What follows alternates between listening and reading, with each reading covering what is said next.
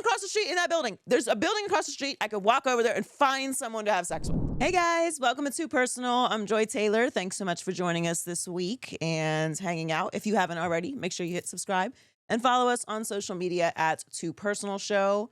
It's been a long couple of days for me. I was on the road. I don't know if you saw on my social, but I have a child now. Just kidding. My best friend had a son, so I went to meet him. A lot of people are very confused about that though, if you can believe that, Specs. Yeah, people do not. They don't read the captions. I made it very clear that I was just the auntie, but yeah, very excited. New baby in my life. And we also got some dramatic news from one of our favorite girlies. Meg the Stallion has ended her relationship with Klay Thompson, which absolutely swept the internet. She accused him of cheating on her stories. So they started dating in July of 2025, at least according to their hard launch. Probably started a little bit before that. But anyway, they hard launched in 2025, and she posted on her stories that he was not faithful. She eventually gave a formal statement as well. She accused him of cheating, saying that she was questioning if he could be monogamous after they were playing house with his family, that she stood by him and supported him through his horrible mood swings and poor treatment during the NBA season, only to be met with betrayal. And she said that trust, fidelity, and respect are non-negotiable for me. When those values are compromised, there's no real path forward. She's taking a real break to focus on herself and her upcoming projects. And Klay has been pretty silent on everything. There's some other drama swirling around it, but obviously cheating is the big conversation around the weekend and around these two and her accusations towards his infidelity. So let's talk about it. Not about them, about cheating. So there's two things that I want to get into on today's rants. Cheating is one, and romanticizing other people's relationships is two. So here is my overall philosophy, learned life motto, and standpoint on cheating. Don't. Here's my overall philosophy, learned life motto, and standard of practice on other people's relationships and romanticizing it. Don't. Okay, so now I'll elaborate on the first. Cheating is obviously a conversation that I think absolutely consumes the internet whenever it comes up. And for good reason. Cheating is attached to a lot of really terrible experiences for people. It can be deadly. It can be dangerous for your health. It obviously breaks a deep level of trust and comfort and shatters realities for people. It breaks up families. It changes the course of people's lives in that they can be completely and utterly unaware of what their partner is doing, and it rips them apart. It puts families against each other, breaks up friendships. It's really something that, when you get down to it, is a betrayal that can create just a ripple of consequences that you could maybe never have even anticipated. I mean, when we think of some of the biggest cheating scandals, they change the course of history. When you talk about on the political level, when you talk about on the level of countries and wars, there's really endless stories and endless consequences to what can happen when infidelity is introduced to a situation. Now, I've been cheated on in a variety of very creative ways. I'm almost so healed from it now that I can't even take it seriously. I think I told this story once, but I had an ex-boyfriend who I was financially supporting, and I gave him money to go out and clear his mind and have a good time. And he ended up giving that money to a stripper and having sex with her in the strip club with the money that I gave him. So I thought that was pretty creative. Oh, also I was paying all his bills. So he was living in my house and I was paying his bills when that happened. I think that's pretty high level audacity. I could tell you stories for the next 6 hours straight of the different ways that I have been cheated on. And some were really, really, really devastating. Some were, almost kind of comical, like that situation. But my my reaction to cheating has varied over the years. Sometimes it's been a relief in a way, like it revealed who that person was to me. Sometimes it absolutely destroyed me and destroyed my comfort and my peace. Sometimes it made me incredibly insecure, which I absolutely hate. It caused me to do things that were completely out of my character, going through people's phones, going through people's computers, asking their friends questions. Once you are in that spiral of not trusting someone, it can absolutely transform how you behave, which is why so often women are called crazy, and they're really actually not. They were driven to behave that way.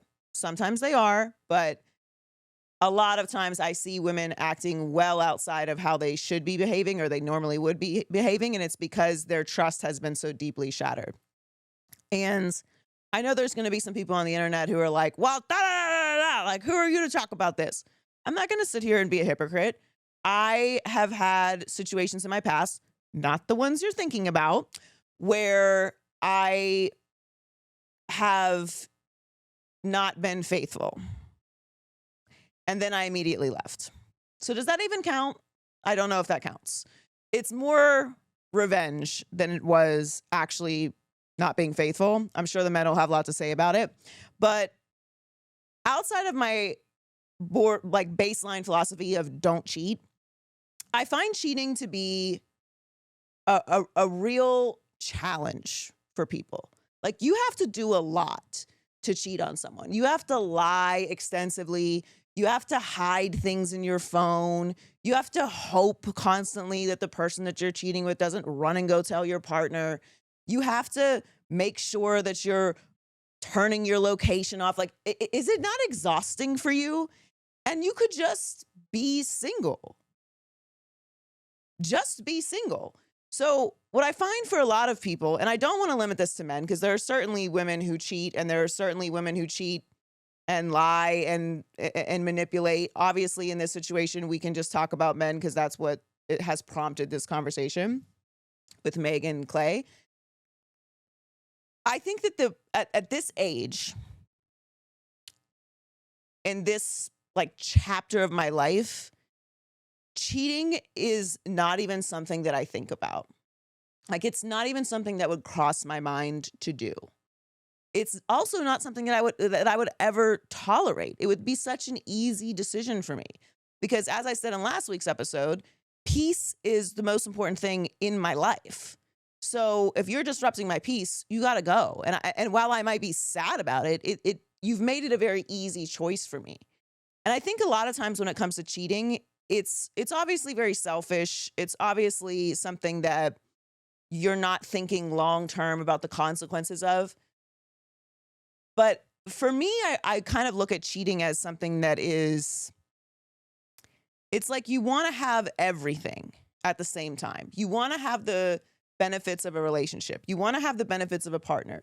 You want to have the home. You want to have the ability to, be with someone that you feel comfortable around. You want to play house, as Megan said, and you want to, bring them around your family. But you also still want the thrill of conquering and taking down other people in the way, and there's no nicer way to say that, because unless you're just out here maintaining, 5 or 6 relationships, which I don't know if you have some special space vortex where you have extra time in the day, but just seems like a really exhausting experience. You're probably just cheating randomly with people and you're not really putting any emotional depth into those other situations. So you just want to be able to live like you're single and also have a relationship. And it's just you have to make a choice. You have to decide if you're going to commit to the relationship, which requires sacrifice. And if you find yourself not being able to be monogamous, just be single. And you have to either accept that about yourself, that you're not capable of being in a relationship, or you need to do the work to fix whatever's in you that makes you constantly want to be in these single behavior situations. So, yeah, I mean, I've seen the devastation that cheating can do, and in so many different situations in my life. And when I say that, not even just related to me, I've seen it in friendships, I've seen it in every close relationship that you can have. I have seen it happen, and what can come of it, and the lasting effects, and the amount of trauma that it causes for so many people. It's not just your partner. And when it comes to being in a family, you're really, really taking it to another level, because you're betraying not just your partner, but other people that have invested or supported or are a part of or are directly affected by that relationship. So, yeah, I mean, just don't. Like, it's the best thing I can say. Just don't. If you're thinking about cheating, don't. And then if you can't help yourself, be a real stand-up adult and leave the relationship. Spare everyone the trauma and the lies and the manipulation and the extra heartbreak, and fix yourself or do that. Like, there are no loopholes to any of this. And then the final thing I'll say on this is, I think that cheating has different chapters, right? Like, if you are a young person, if you're like in your early 20s and you're still learning how to be in relationships, it doesn't make it any less traumatic for the other person, but there are a lot of different things that you're going to experience in your life, and people have to learn things the hard way, I think, sometimes. And being able to reflect on what it is that you want at a certain time and what is something that you want to participate in is a big part of maturing. So if you're a grown ass cheater, I don't even know what to do with you. Like, if you're in your 50s and you're still cheating, like, you're a completely unserious person. Like I said, there's so much more I can say on this, and we will, I'm sure, talk about this throughout the season in different conversations. But that is my core philosophy on cheating, which is just don't do it. The other part of it that I mentioned at the beginning of this was romanticizing other people's relationships. So often when it comes to celebrity relationships, we create these ideas in our minds for what it is that they're experiencing. We get into this loop of, like, they're cute together, and we sort of become invested in their journey, their hard launch, seeing them, do their things together. What gifts does he get her? What does their engagement look like? What does their wedding look like? What does their kid look like? What does their house look like? Where are they going on vacation as a family? And we become sort of an extension of their relationship. Public relationships to me are an absolute nightmare. And it's why I've said since I've started this podcast that I have no plans on being in a public relationship again until I am married, if I choose to do that. And it's because of situations like this. And I don't blame anybody at any level, like a public figure or not, for sharing their happiness and sharing their life. But you do invite a certain energy into the situation when you do that. And it does sort of prompt this responsibility to explain yourself all the time. And romanticizing other people's relationships has become a huge problem in dating. It's become a huge problem in how people relate to each other, how people end up committing to each other, cheating, because we're seeing only the surface. We're seeing only what people share, right? Meg was never sharing when her and Clay were allegedly fighting or going through things because he was moody. You don't get that part of the relationship. So when we see these huge high profile relationships, Travis Kelce and Taylor Swift, Beyonce and Jay-Z, like, we get so hooked into their experiences, and you just don't know these people. Like, you don't know these people. You don't know what they're going through. You don't know what their relationship is really like. You're not getting the behind the scenes. You're not getting the ups and downs. You're not getting the alleged, infidelity. You're not getting that experience. So stop idealizing these relationships that you see on social media, that you see publicly. Brad Pitt and Jennifer Aniston, Brad Pitt and Angelina Jolie. Like the idea that just because you're seeing these beautiful people together, these successful people together, that they somehow have the ideal relationship, it's nonsense. No one does. Even people who have had great relationships for many decades have gone through things, and they're not sharing them with the world. And yeah, when people have been asking me about this all weekend, and I'm like, I don't know these people. Like, I don't know Meg Thee Stallion. I don't know Klay Thompson. I don't know these people. I don't know what they're going through. I don't know what either side of them has to say. I know what Meg said, and I know what Klay hasn't. Does it sound believable? Sure. Like, based on life experience, I would say, yeah, it's pretty believable. Does that mean that it's 100% true? Maybe. I don't know these people. And to be honest with you, I don't care.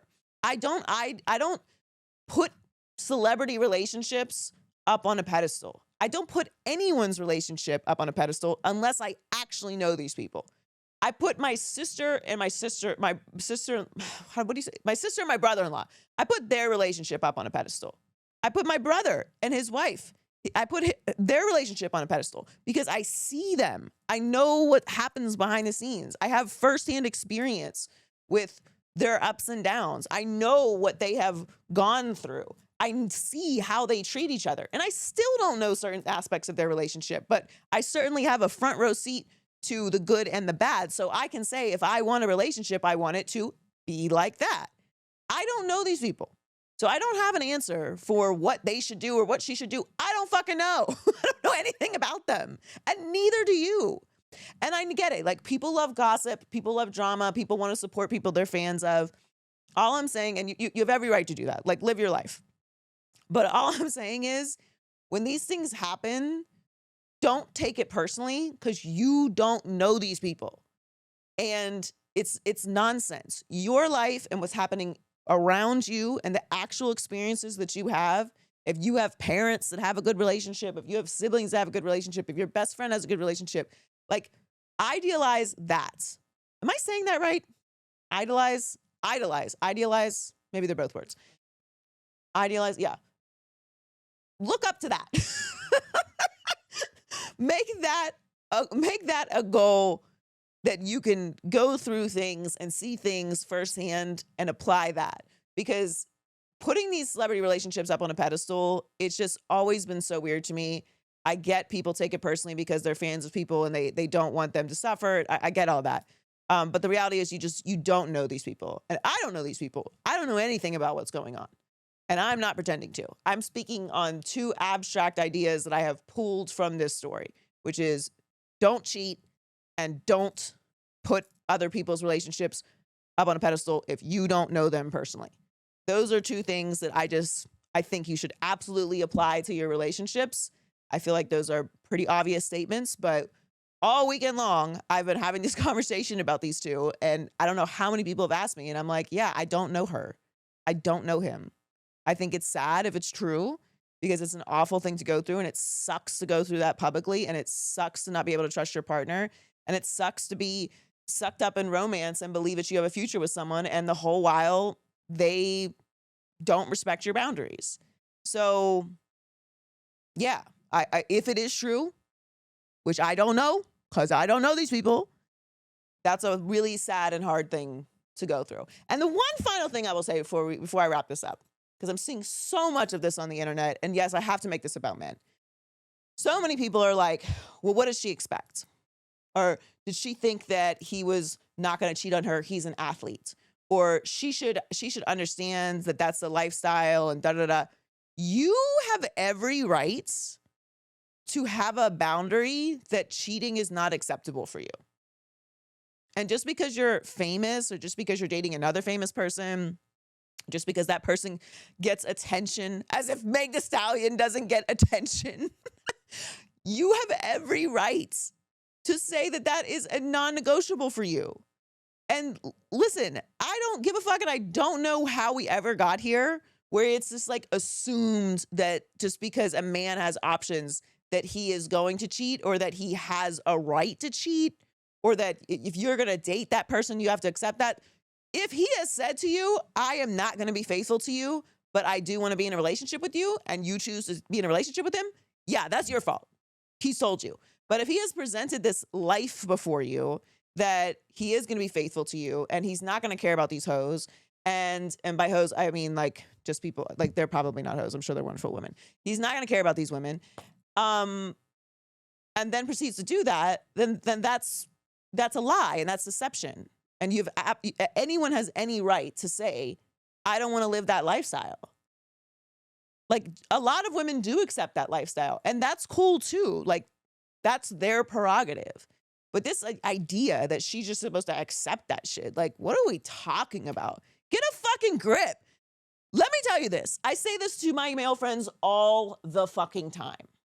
And I feel like I'm saying nothing but obvious shit. Just because women don't fuck doorknobs does not mean that we don't get attention. If I wanted to have sex in the next 5 to 10 minutes, I feel 100% confident I could walk across the street and make that happen. Across the street. I don't know anyone across the street in that building. There's a building across the street. I could walk over there and find someone to have sex with. I feel that confident in my abilities to do that. Why? Because I'm a woman. Not because I have game, not because I'm famous, not because I have money, like literally just because I happen to have a vagina. So stop this narrative that like men get so much attention and we just don't understand what it's like when women are throwing themselves at you. Dick is falling from the fucking sky. I have a dick umbrella, okay, that I carry around to keep these dicks from hitting me in the forehead. It is not hard to find dick. It's the most surplus like thing on the planet. There's a surplus of dick. Okay? It needs to be in storage. So shut the fuck up about women throwing themselves at men and it's so hard. You don't understand. Are you telling me that? You're telling me I don't understand that? Shut the fuck up. I don't care how famous you are. I don't care how much money you have. I don't care how tall you are. I don't care how big your dick is. As a man, I don't fucking care. Any regular woman would lap you 15 times before you got to the first piece of pussy in the day, okay? So just shut the fuck up. It is not an achievement.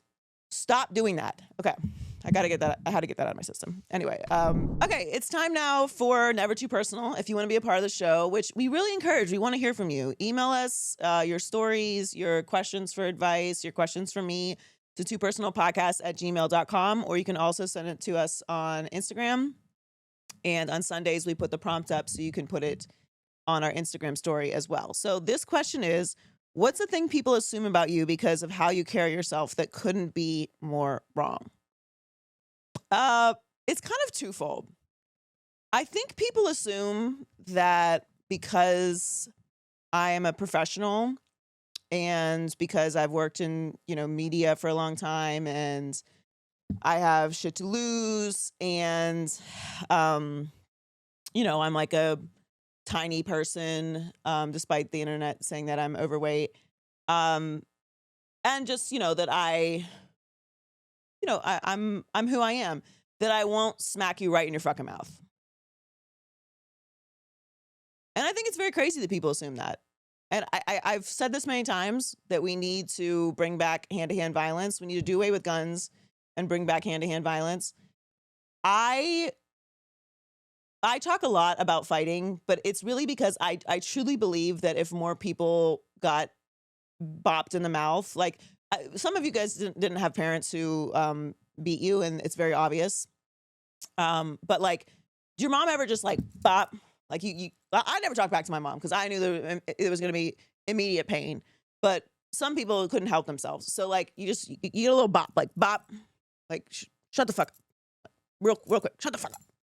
One of those, or like getting your mouth washed out with soap or hot sauce. I know this all sounds like abuse, but it really does teach you fundamentally that you can't talk to people any type of way and you can't behave any type of way. So yeah, I mean, I may choose to not get in trouble over smacking someone, but I may not.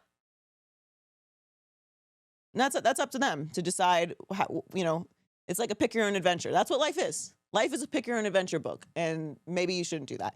The other thing that people assume about me that is not true on the complete other side of this, as I am a very binary person. I'm actually like a very sweet, loving person. And I don't get to be that, like be the soft girl all the time, because it's not safe in the world to do that for me. But yeah, the people that know me very well know that I am actually like very, very kind and sweet and like a little lover girl.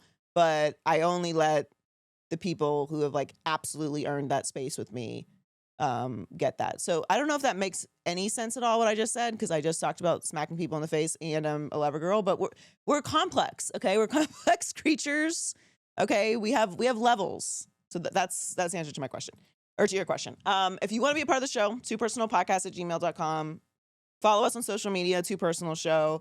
Subscribe on YouTube and or wherever you are listening to the podcast. And thanks for hanging out with us.